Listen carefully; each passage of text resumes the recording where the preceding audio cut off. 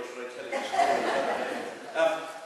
I don't know how many of you have got this available to you. I don't have it here, but print it off. It's a map of the airfield. I'll just give you some idea of what I'm telling you about. So what I'm going to do is I'll tell you a little bit about what I'm going to the airfield now, and then we'll make our way up there and I'll tell you as we walk around a bit more about the history of the airfield. The airfield was built in 1941 and it was built as a second satellite airfield to RAF Ludham. The first satellite airfield was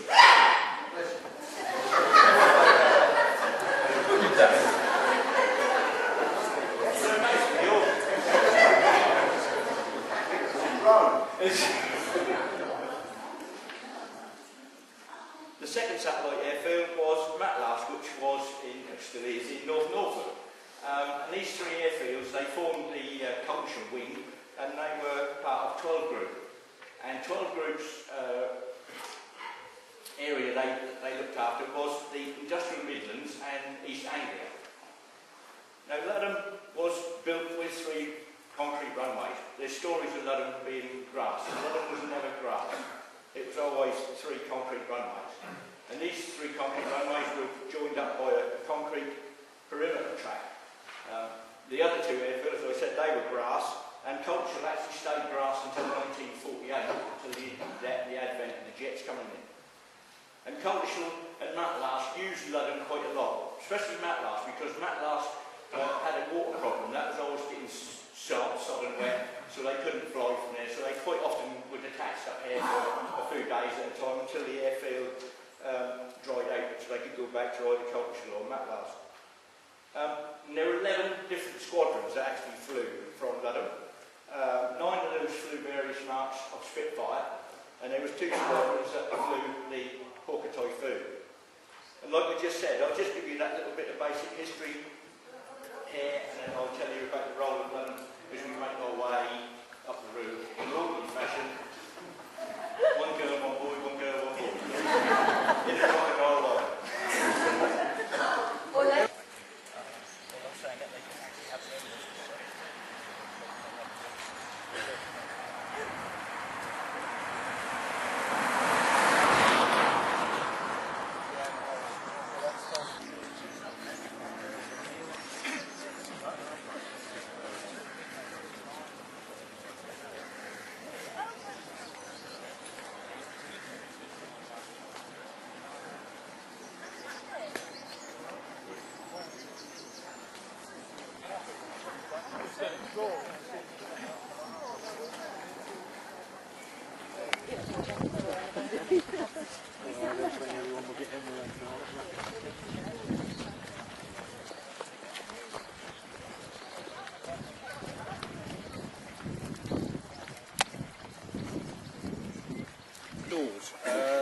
They stored all their equipment there, paint, mechanical stuff. There's a canteen here, there's a restroom and latrines as well, and as you can see they turned some of the buildings into living accommodation, which has been like that for a long, long while.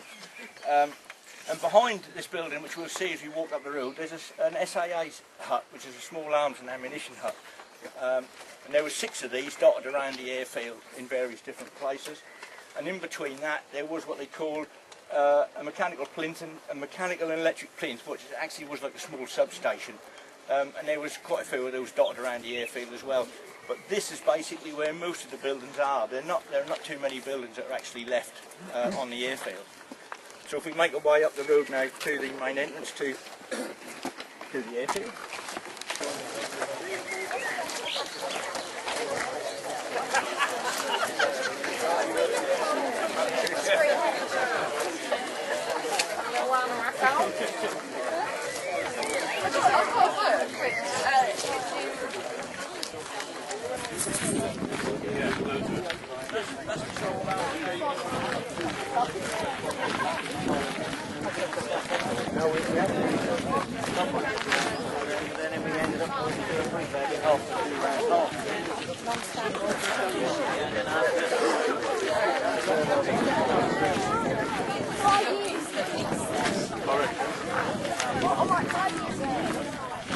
So it's runway.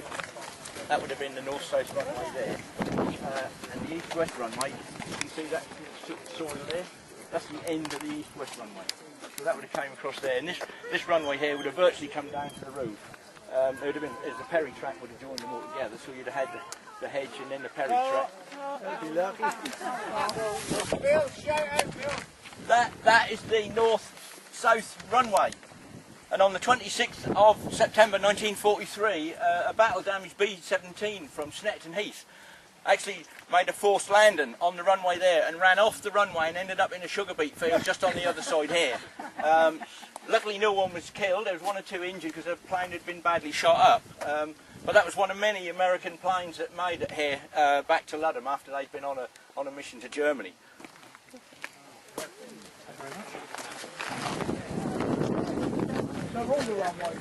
No.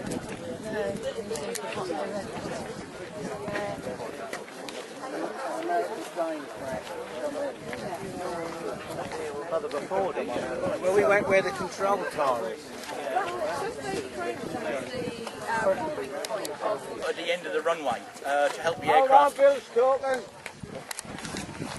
To help the aircraft come back at night, and each end of the runway has got or had one of these chancellor positions. The one up that end is still there on the sort of northwest southeast runway. That one is still there. There's still one up on the other end over there near Overton's farm. They've got a pile of manure on it at the minute.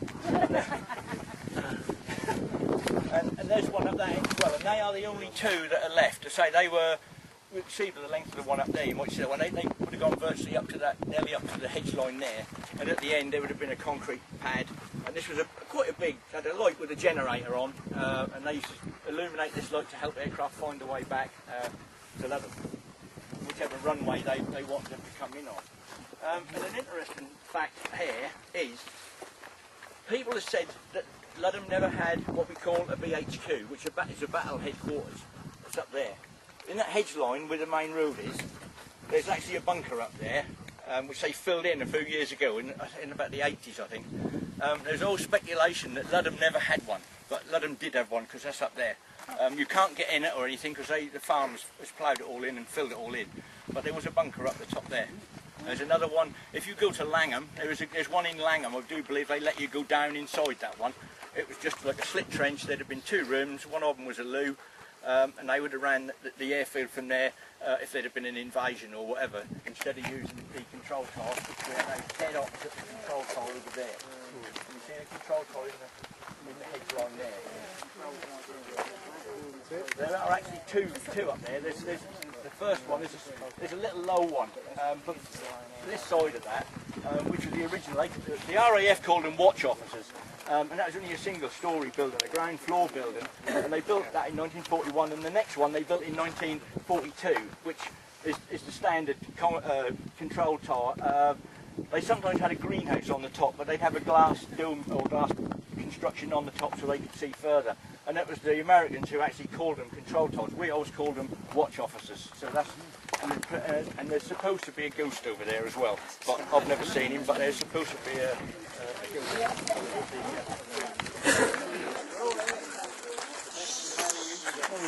Right, this is the main entrance to the airfield. Was over there. The sun is shining in your face now, but the control tower is in front of the trees there. The control tower, the original one, is a small, low building just this side of it. It's actually overgrown completely with ivy now, and that was the original. The RAF called them watchtowers, and that was the original watchtower, the low one. They built the other one in 1942, and they quite often put the one at Thorpe Abbott's has got it. They put a greenhouse, they called, on the top so they could get a better view further out. But that was to say that this is the only airfield, as far as I know, that's still got the 2 watch officers, the original one and the later one, to say the control tower, as the Americans called it. Where we're standing now, the east-west runway would have gone straight across there to where the hangar is, which we'll see in a minute. That was the east-west runway. East-west runway. That was the longest runway. That was 1,400 yards long. And then you had the north-south runway, which is the one that runs up that way there, where that tree is there and that line, that bank there is the north-south runway. That was 1,100 yards long. and then there's a north-west, south-east runway running the other way across there, and again that was 1,100 yards long. And the runways were all 50 yards wide, and they were all linked by the Perry track, which we'll see in a minute. And the Perry track was a 50-foot wide Perry track, which ran all the way around the airfield, all the way around the perimeter of the airfield. There was one T2 hangar. Now I don't know if many of you know what a T2 hangar is. There's one at Richardson's. There was two at Richardson's in their boatyard. They're T2 hangars, and Herbert Woods has got one as well at Potterheim. So there would have been one of those T2 hangars over there. Is that where they come from? They actually come from this side? No, they don't come from here. Well, I say they don't. One of them might have done, but they did buy up ex-MOD stuff after the war. They were all taken down because they're only really basically a temporary building. There was 4 blister hangars. That one there is actually an original one off the airfield, and I believe it was moved from over the far side there. And there were 12 dispersal sites, which we'll have a look at where they were. If anyone's got their map, or can have a quick look at their map, you'll see what I mean by dispersal. That's in the corner there. Oh, yes. I don't know if you can see them. That's like a semicircle, and there was 12 of those. And they were earth banks, really, what they had. They had a concrete road run to them, and then they had a grass bank. Them there. Those little things there. Everybody. Those little things there, right? So, and I say there was 12 aircraft dispersal sites, and there were sleeping quarters with each one. So they would have been on the airfield. The aircraft were never repaired inside a hangar. The Irks, as they were called, always worked on the aircraft outside. Whatever they were doing, they worked outside. So they'd have been sleeping quarters. They would have armed the planes, serviced the planes, and done everything all outside. And that's why they nearly always had bicycles, because they all had to bike back over there, where the water tower is. Again, the sun is in the wrong place. But where the water tower is, that's where the main admin block. And there were 6 administration blocks over the other side there. Again, that's shown on the map on here. You've got the sick quarters, the WAF quarters, airmen's quarters, office and NCOs, the sewage works, which still stinks on the corner. And then in the middle, in here, was the main admin, where the guard room and everything was in here. The hospital and that was over here, the doctors, there was even a shoemaker, a barber's, and everything was over the other side over there. So all the admin block and everything like that was over that far side of the airfield.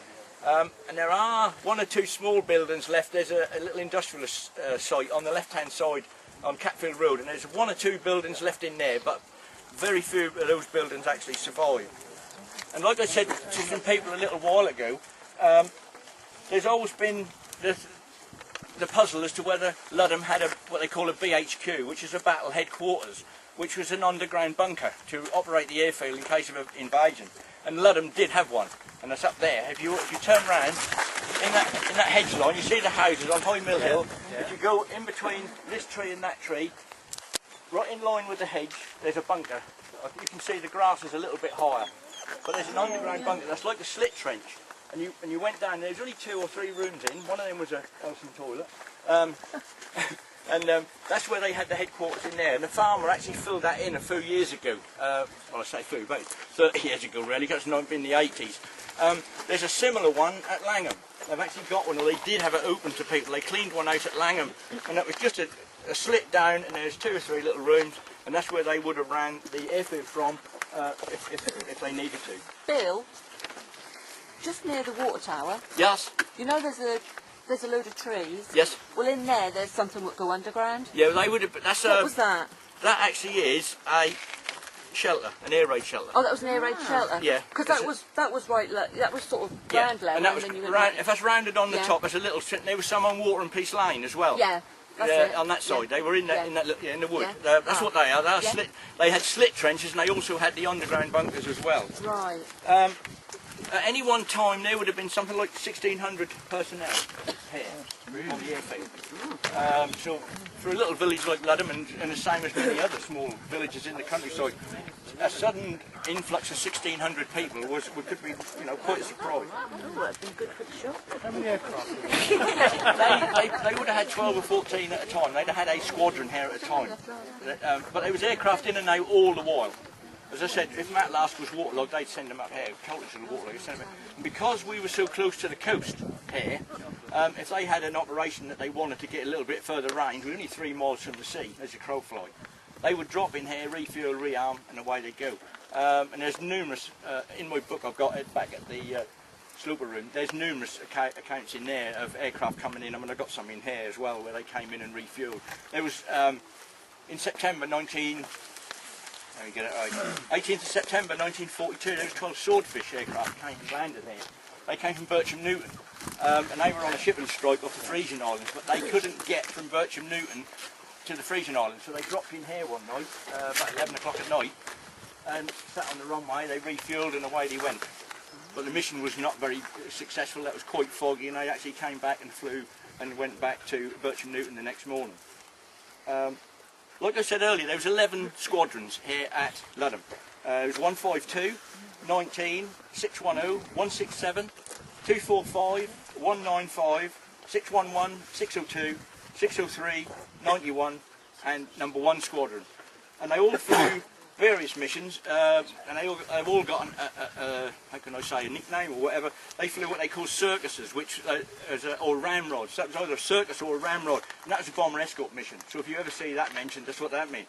They'd done a Jim Crow, which was a coastal patrol. These were all names to confuse the enemy as to what they were doing. And the one I like is called the Rhubarbs, and they were fighter or fighter bomber attacks.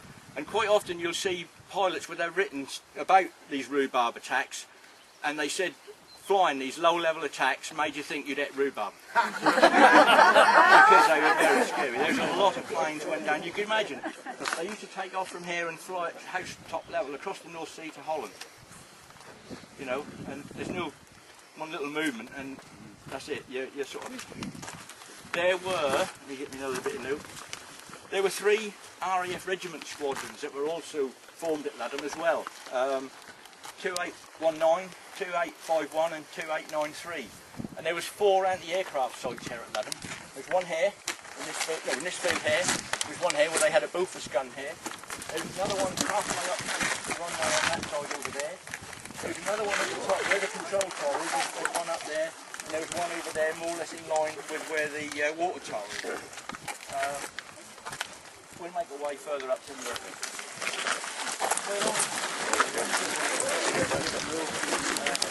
This is one of those flying stands.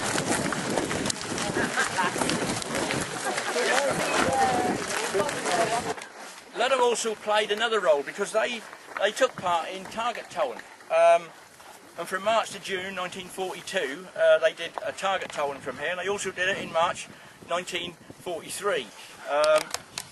And there was various target towing flights over here. There was 1482, 1489, 287, 787, the ADF unit, which was the Air Fighting Development Unit, and the NAFDU, which was the Naval Air Fighting Development Unit as well. And they were based at Matlas, but they used to come in here, and they would pick up a droog. They would fly down the runway and hook it up. That'd be on a, if you can imagine, a framework with a wire on. And they would fly down, and this would hook up underneath the aircraft. They were either skewers or martinets, what they were using at the time. And when I was reading about this, there was one of the pilots there. He said, I often wonder which end they thought the target was. They done fighter affiliation with aircraft. They flew out over the North Sea, and they also done bomber affiliation as well, where they would fly with Lancaster bombers to give them to shoot, you know, to get the shooting right with the Lancaster bomber. And as I said, there was some 1,600 personnel here. There were pilots from Canada, Australia, France, New Zealand, Belgium, Rhodesia, Norway, Holland, Poland, Czechoslovakia and India. So imagine that lot all turning up down the King's Arms and ordering a bomb. Yeah. Ludham was operational from the 25th of November 1941, and the first aircraft to come in here were Mark II Spitfires from 152 Squadron, but they were on detachment from Swanton Morley, so they would fly up here during the day, do out their coastal patrols and then go back to Swanton Morley in the evening. But on the 1st of December, 19 Squadron arrived. They were the first squadron to stay here for a while. And on the 22nd of February 1942, Pilot Officer Jack Henderson, he shot down a Dornier 217 in the sea 2 miles northeast of Haysborough Lightship. And this was the first kill recorded at Ludham. And there were 11 other enemy aircraft shot down by Ludham pilots. There was 5 were shot down by 610 Squadron, 5 by 167 and 1 by 195 Squadron. And a different target was destroyed on the 26th of April 1945 when Flight Lieutenant John Draper and Flight Lieutenant Marshall of 91 Squadron actually sunk a Beaver submarine, a miniature submarine off Den Helder. 610 Squadron was replaced 19 Squadron in April 1942, and 167 Squadron replaced 610 Squadron in October 1942. But what 160 and 610 done, they just swapped personnel over. They left the planes and swapped personnel. So the aircraft stayed here, but all they done was change the codes on the aircraft. 245 Squadron was a Typhoon Squadron. That was the first Typhoon Squadron to be here, and they came from Gravesend, and they were here from March to May 1943. And they were then replaced by 195 Squadron in May, and they stayed until July 1943 when the airfield closed. The royal family, they actually visited Ludham on 2 different occasions. The Duke of Kent arrived on the 24th of July 1942, and he visited 610 Squadron. You won't believe it, would you? Then the King and Queen came on the 28th of January 1943. And just before they actually arrived, which you couldn't plan it any better at all, a Pilot Officer Cecil Cody and a Sergeant Bill Nash from 167 were scrambled, and they actually shot down a Ju-88 in the sea off Great Yarmouth. And according to their Operation Record Book, this pleased the King and Queen, who met the pilots and actually had tea with some of the base personnel before leaving. So you couldn't do anything better than that and shoot a plane down when the Queen arrived. So if we now head up this way a little bit towards them green containers, this is the ferry track. Once you get past this heap of manure, you'll see how wide. That's the only bit of the ferry track that's the full width that's left here. There's a little bit further up the other way.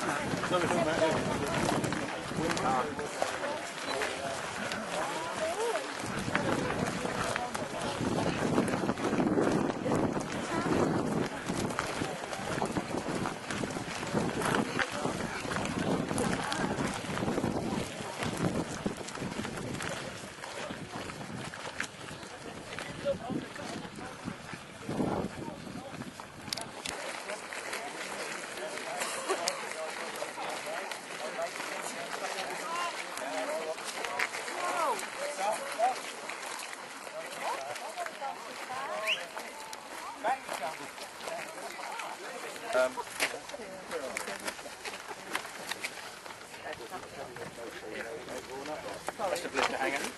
There would have been another one of those small arms and ammunition buildings just in here to your right. Yeah. And then there was a blister hanger, and then there was what they call a cannon. There's a little lane goes down there, which that road actually went right across the airfield, and there was houses there before they built the airfield. And beside that little lane there's another hard stand, if anyone can see, another little hard stand. And the next bit to that is a gun butt, a cannon butt. That was a large wall built up that would have been full of sand, and they fired the guns. They had the aircraft there, and they would lift the tail up and aim the gun so they would hit it. I think it's about 200 or 300 yards. They would cross. You could see on the bypass when you used to go along. That's the one. That was the machine gun butt, which was over the other side there. Yeah, that was the other one. And I said, Have they got some in some plates? Or did they? possibly, yeah. I mean, I haven't really had a good look at St. Faye's, but I honestly don't know. Yeah. They all had them. Yeah.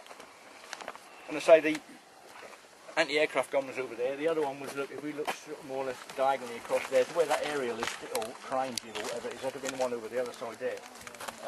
So if we now go a bit further, we can go up to the end and I'll show you where the containers, and I'll read you a little bit more.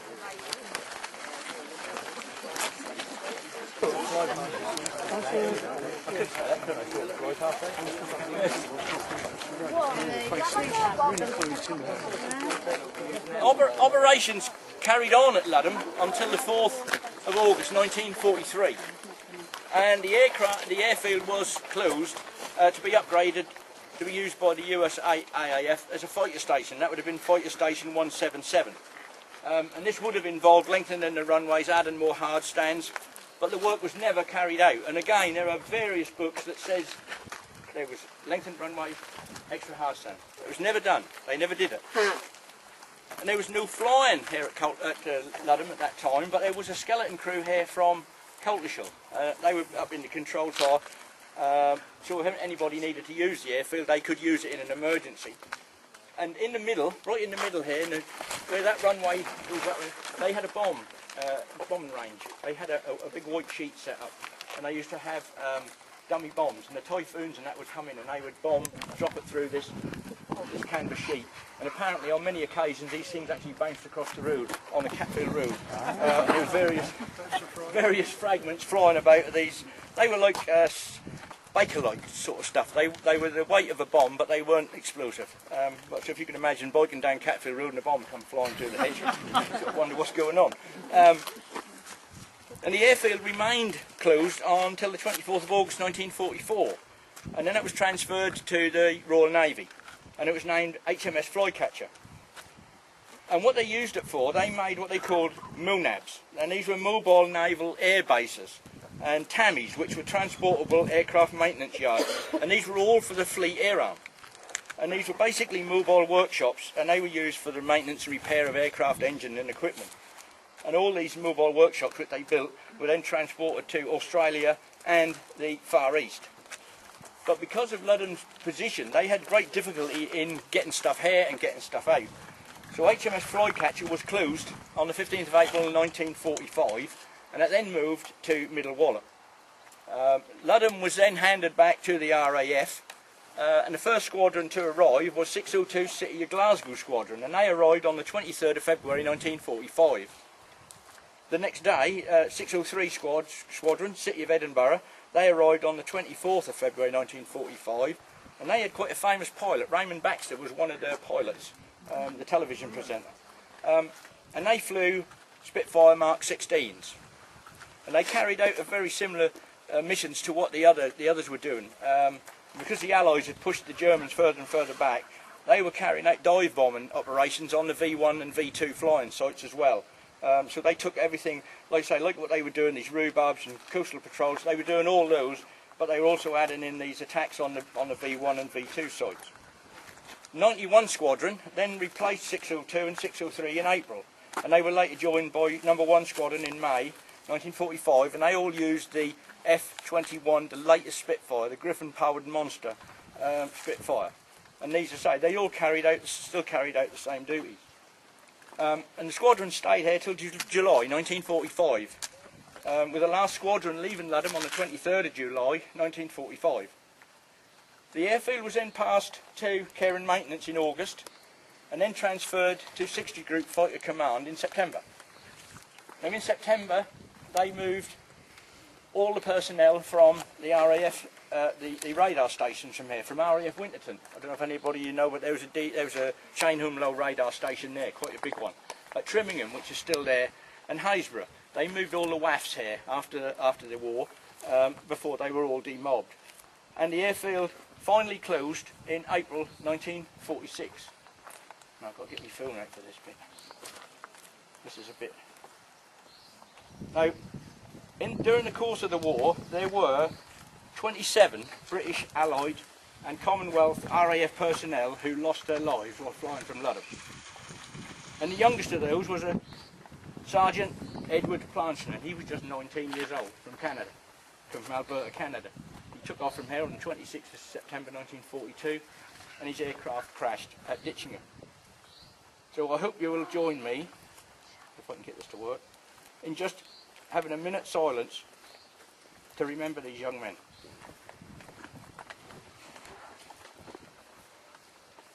Thank you very much indeed, thank you.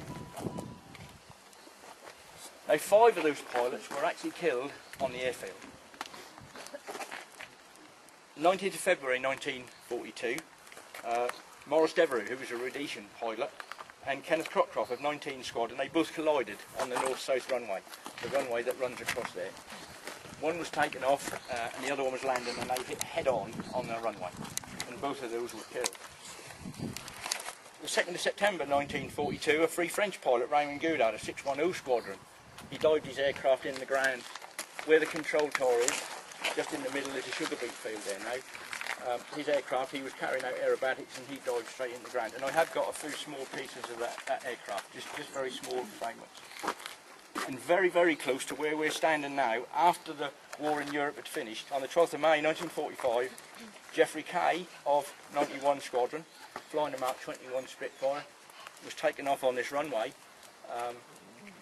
And Alex Henshaw had been here 2 days previous, and he did an aerobatic display in front of 91 Squadron. And when he took off and done 2 barrel rolls. Geoffrey Kay tried to do the same thing. He got away with the first barrel roll, but he didn't get away with the second one. And he went into the runway there and crashed off the runway in between him, more or less where that mucky is there. And 2 days later, on the 14th, Arthur Elcock of 91 Squadron, he was coming into land, and in May, I looked at the weather forecast. The weather forecast was very, very windy. There was actually force 9 gales in the May that year. And he was coming into land on the same runway. And the wind caught his aircraft and tipped it over, crashed upside down, and he was killed within 100 yards of where Geoffrey Kay had been killed 2 days later, or 2 days earlier. Now I did actually speak to Arthur Elcock's wife. She rang me up and she wasn't very happy because I put a piece in the paper, and she didn't like the fact that I had put a piece in the paper about her husband, because she thought we was glorifying war. And then when I told her that it was to remember her husband, she opened up and told me that the plane that crashed 2 days before, LA-200, was his plane. He was flying a different aircraft. He was flying LA-203. And she puts it down to the fact that he was not flying his regular aircraft, that's why he crashed. There was 2 more killed very close to here, one at Catfield on 19th of May. Henry Burt Crocker from 610 Squadron. He was a young Australian from Bamera in Western Australia. And he was coming into land on the north-south runway. I don't know if anybody you know Heath Farm up there, but there was 2 aircraft coming in together. And there's a French pilot, Rougelon, who was flying the other one. He cut underneath Burt Crocker's aircraft and damaged his aircraft and actually crashed it in the ground at Heath Farm, and he was unfortunately killed. Rougelon actually got back to the airfield. His propeller was badly chewed up, but he actually got back okay. And on the 8th of July, there was a typhoon took off from here, piloted by young Frank Vorse. 8th of July, he took off, went off that way, straight into Hoy's Mill at Pot Home. Wingtip caught the mill, he spun round and went down on the marsh and was killed. And I don't suppose that's humorous, but on the 1st of April, 1942, a Czechoslovakian pilot, Rudolf Borovic, of 19 Squadron, he crashed in Hickland Broad. He took off here, and Hickland Broad was a mile from here, if that, and the engine cut out. And the plane went down in Hickland Broad, and apparently he walked back to Ludham, soaking wet and not very happy. But yeah, that was one of the, that's not a humorous thing, but that's just one of the different things that happened. And July 43 was really a bad month because Ludham lost 3 pilots in 2 days. On the 6th of July, a wing commander, Alexander Rabagliati, he led 8 Typhoons from Ludham on a shipping strike to Den Helder. But his aircraft was hit by flak and he was seen to bail out and he was actually spotted in the sea. But after an intensive search, nothing was ever found of him. And the ironic thing was that his brother Francis was actually involved with the search because he flew for 278 Squadron SE Rescue at RAF Ludham. And later the same day, 25 to 10, there was 2 Typhoons sitting on the runway here, and they were sitting there at readiness because the Germans were coming in on low-level fighter-bomber attacks. So what they would have 2 aircraft off the coast, and they would always have 2 aircraft on the runway ready. They came in with Focke-Wulf 190s and ME-109s. And while they sat in the aircraft with the engines running, from the left where Herbert Woods is, they heard machine gun fire. And 2 Focke-Wulf 190s came screaming across here at 0 feet. They went right across the runway, and they thought they were going to shoot up the airfield, but they didn't. They went across, they pulled up to about 400 feet, turned round and then headed back towards Herbert Woods. And the two Typhoons, they took off in chase. And one of them was flown by a Sergeant Plum and the other was flown by Sergeant Clusis.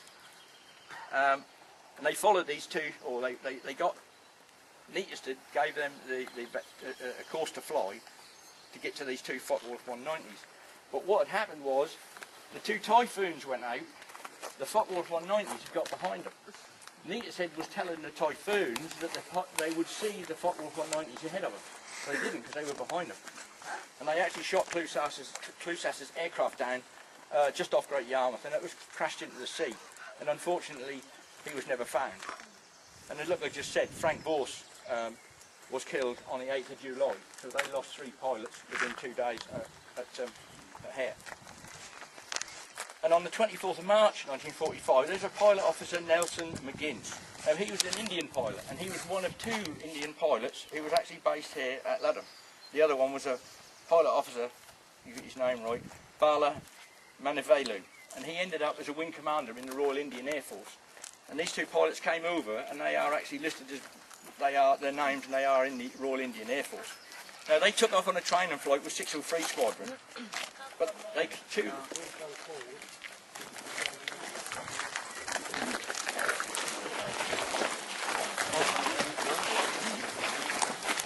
took off on a training flight. There were 6 aircraft took off from Ludham. But unfortunately, Nelson McGinn and another pilot, Nick Macken, they had a mid-air collision just off of Sea Portland. Nelson McGinn bailed out, but unfortunately, they believe he hit the aircraft, but he fell in the sea and drowned and lost his life. And he was one of the very few Indian pilots to be killed in Europe during World War II. There weren't many pilots there at all. And he was one of the very few who was killed. Nick Macken, he managed to get back, and he crash-landed his aircraft at Waxham near Lambridge Mill. He was injured. The aircraft slid across the marsh that caught the edge of a ditch, actually flipped over. But there was a farm worker who ran across and actually helped to get him out. Now, as I said earlier, Ludham was very close to the coast, and was quite often the first airfield that pilots saw. And there were several aircraft that either force landed at Ludham or very close to Ludham. The United States Army Air Force, there was actually 23 aircraft that came down here and around Ludham. And on one occasion I've got to check this, no, I'm not that good. On the 26th of February 1945, there were 6 B-17s came down. They landed, they were short of fuel. They'd been on a mission to Berlin, so they pulled in here to refuel. There was, someone asked me earlier, there was a P-38 Lightning that actually came down in Ludham High Street, opposite the garage. That hit the shop there. The shop was still there. And on the end of the wall, you can see the damage where they rendered the house. And there was a pilot, he landed his aircraft, trying to land on here with one engine out. It was the 13th of December 1943. And he was going too fast the first time, so he went round again, and the second time the other engine cut out. And they always turn away from an airfield, so he turned away, which put him directly over Ludham village. But he dropped the aircraft down in top of an oak tree, and he came down right in the middle of where it's no thrower shop, that was thrower shop then. And the aircraft went down an alleyway, ripped all the wings and everything off, and he sat in the cockpit of this aircraft in this little narrow alleyway. And if you go on Ludham Archive website, there's some great pictures they took during the war of the remains of this aircraft. The engine lay in the high street right outside the shop where you know park, and he survived. He survived, Jim Goodelot, he survived the crash. There was a B-17 that was trying to land on this runway here, and we can't see it now, but at Overton's farm over there, that overshot the runway, that bounced across the main road as it was then, bounced across the railway line, which is now the main road, and came down at Laurel's farm. The aircraft was called Headache for Hitler, and it came from 388 Squadron at Nettishall. But that landed in Orchard, and unfortunately the co-pilot and radio operator were both killed in that one. I don't know if many of you know Potter Higham at all. There was a B-17 came in here to land, he overshot the runway, and again turned away from the runway, and he came down on the marshes opposite the little chip shop. You know, the little chip shop, he came down on there, that's called Impatient Virgin, and he came down on there. And as I say, there were several other aircraft that came in here in various states of disrepair. One went off that main runway there. That was 93rd Bomb Group B-24, and that went across, and there's some little buildings where he was in the very corner. He went across the runway, straight across, and landed up there. But I believe of all the aircraft that actually crash-landed here, there was only one who died of his injuries, and that was 100th Bomb Group B-17, just a snapping, which came down, and that aircraft had over 800 flak holes in it, and that came off the runway and hit the only tree that was on the airfield. Yeah, as I said, there was all these aircraft come down, and as far as I've been able to research, there was only one person who died of injuries from the crashes. Now, I don't know if anybody's ever heard of an Aphrodite mission. Well, the Americans, during the war, they came up with this idea of having a radio-controlled B-17, which they filled with explosives, and they would then control this aircraft. They would have the B-17, there would be two either side of it, and a fighter escort. A pilot would take off this aircraft, he would then bail out, and then they would radio control this plane to the target. And one famous pilot who was killed in one of these things was Joseph Kennedy. He was killed at Blythburgh when the thing actually blew up in the air. But on the 15th of October 1944, Aphrodite Mission 678A, and they were at Fairfield in Norfolk. They were on one of these missions to the Heligoland Naval Base. And I've got a picture of the aircraft coming in from that way, going towards Hickling, and the pilot actually bailed out and landed on Ludham Airfield. There's a good picture of the aircraft. You've got the two beside it, and there's a picture of him coming over, and he bailed out and landed on the airfield. Now, who remembered the hole in the hedge? Yeah. The 25th of March, 1945, a Canadian pilot, Lieutenant George Camsell. He was quite a highly decorated pilot. He'd done 26 missions flying Lancasters. He'd been involved with the sinking of the Tirpitz, or the previous race before the sinking of the Tirpitz. And he was flying Lancaster NF 929 from 9 Squadron at Waddington on this particular occasion. And he was carrying a 12,000-pound tall boy bomb, which is like just over 5 tons. These things were 20 feet long, and the target for this bomb was a bridge at Bremen. Now, this bomb actually, when it was dropped, would travel faster than the speed of sound, and it would penetrate into the ground 60 feet. It was one of Barnes Wallace's earthquake bombs. And they say that you actually, after the explosion had gone, you still heard the bomb coming down because of how fast that came in, and that spun down. Now, on the run into the target, his aircraft was badly damaged. He had 2 engines knocked out on this Lancaster. He carried out the bomb and run, and as I said, he had two engines out, a lot of damage from flak, and he headed back home, and he got back to Ludham, and he landed, or tried to land, on this east-west runway, but he overshot the runway. He went down the runway, off the end of the runway, crossed Malthouse Lane, crossed the field, crossed Catfield Road, crossed that field, and that's where the hole in the hedge came from. But they did actually recover that aircraft.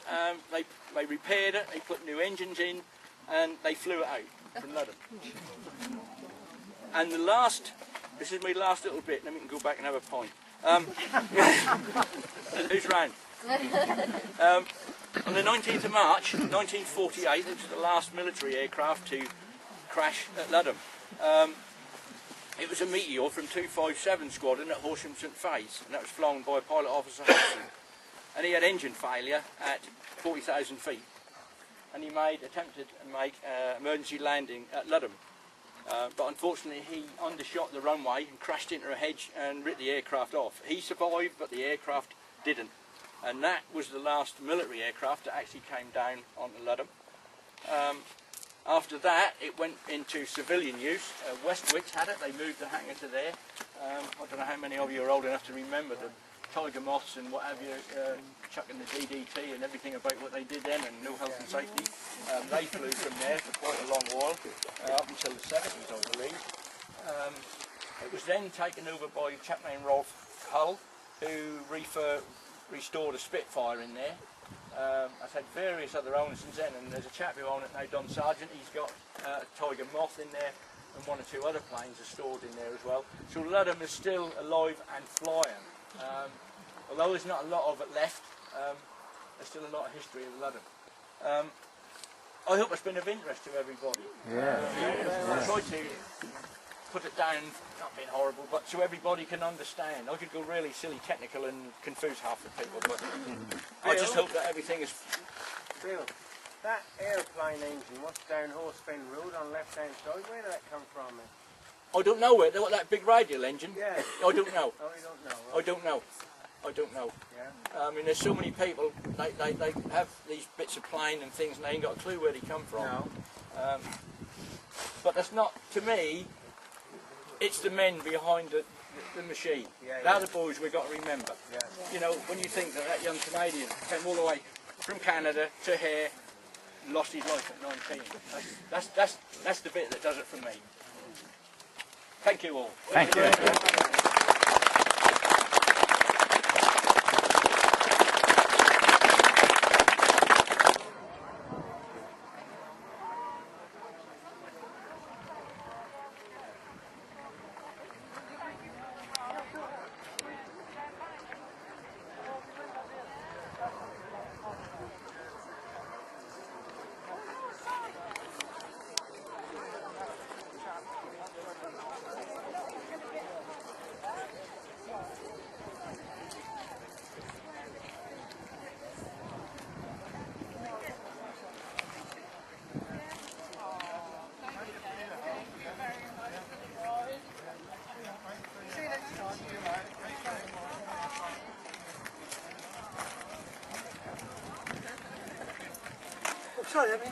Sorry, I mean, no way.